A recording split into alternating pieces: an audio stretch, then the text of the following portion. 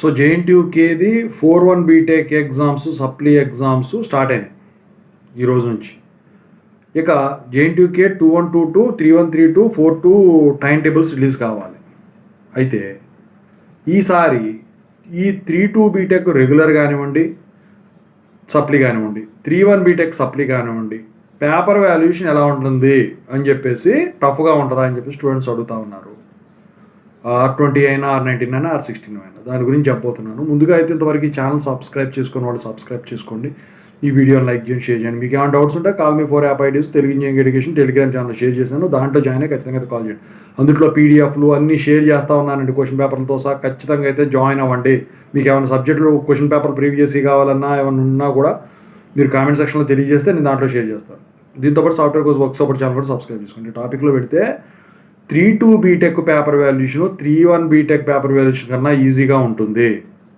అయితే 31 బీటెక్లో మీరు అందరూ పాస్ అయ్యారు కానీ ఈ పాయింట్లు ఎక్కువ రాలేదు. కానీ 32 బీటెక్లో అలా కాదు.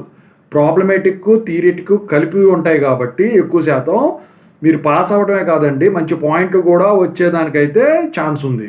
సో మీరు రాసే విధానం కొంచెం మార్చి కనుక రాసినట్టయితే, ఇంతకుముందు టిప్స్ వీడియోస్ ఉన్నాయి కదా, అవి చూసుకొని దాని ప్రకారం రాసుకుంటే మాత్రం ఖచ్చితంగా అయితే పాస్ అవుతారు. అది కూడా కాకుండా ఇప్పుడు వచ్చేసరికి అడ్మిషన్స్ టైం కాబట్టి ఎక్కువ మంది ఫ్యాకల్టీ వచ్చేసరికి క్యాంపైన్లకే పోతారు.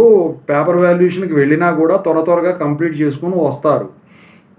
సో అడ్మిషన్ టైంలో పాస్ పర్సంటేజ్ ఎక్కువ చూపించాల్సింది థర్డ్ ఇయర్దే కాబట్టి, ఫైనల్ ఇయర్ది ఒకటి, థర్డ్ ఇయర్ది ఒకటి కాబట్టి పేపర్ వాల్యుయేషన్ అయితే బాగానే ఉంటుంది. మీరు టెన్షన్ పడే పని అయితే లేదండి.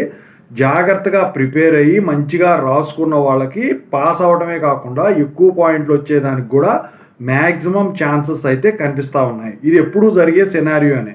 అయితే 3-1 సబ్జెక్టులో కానీ మీరు ఫెయిల్ అయిన ఉంటే దాంట్లో వచ్చేసరికి ఎప్పట్లాగే పాయింట్లు మామూలుగా వస్తాయి, దాన్ని పెరిగేదానికి ఉండదు. కానీ 32 బీటెక్ అలా కాదు, ఎక్కువ పాయింట్లు రావడం కూడా జరుగుతుంది. ఓకేనా?